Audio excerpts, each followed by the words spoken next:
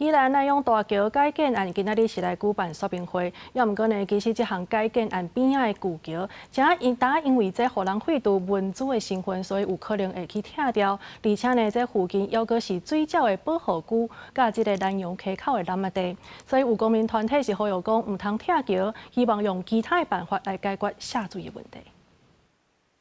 宜兰的南阳大桥是连接溪北甲溪南重要的交通要道，车流量真大。因为这条桥真旧啊，水路通过面积无够，有安全的疑虑。地方争取要改建，工程由公路局规划发包，初步估计要30亿，工期差不多4年，已经进入综合规划阶段。综合规划的阶段呢，我们必须要依照法规来进行所谓的一个生态检核。公路局伫个二吉社区举办南阳大桥改建工程生态检票地方的说明会。工法按算采用先改建一半的桥，再搁改建另外一半，保留施工的时阵，汽机车还阁会当通行。不过参加会议的公民团体有无共看法？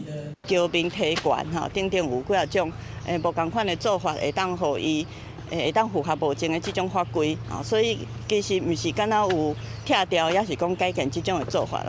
若要改建这条桥，就会影响到边啊原底有历史建筑身份的南阳铁公路桥。这条旧桥去用废止文字的身份了后，恐惊会去用拆掉。有法界发起抢救的行动，提出行政救济，希望保留这条旧桥。所以我建议说，能不能寻求其他的方法，例如说，目前高滩地是不是能还地于河？因为这个工程伫咧南阳溪口水鸟保护区甲南地附近，有公民团体烦恼讲，若向向施工改建这条桥，可能会破坏当地河川的生态。建议会当甲溪埔顶悬的农作物刷走，就会当解决水路密集无够的问题。公路局表示，相关的意见拢会纳入综合规划参考。若旧南阳铁公路桥是要保存还是要废掉，拢有工法会当解决，袂影响工程设计进度。记者综合报道。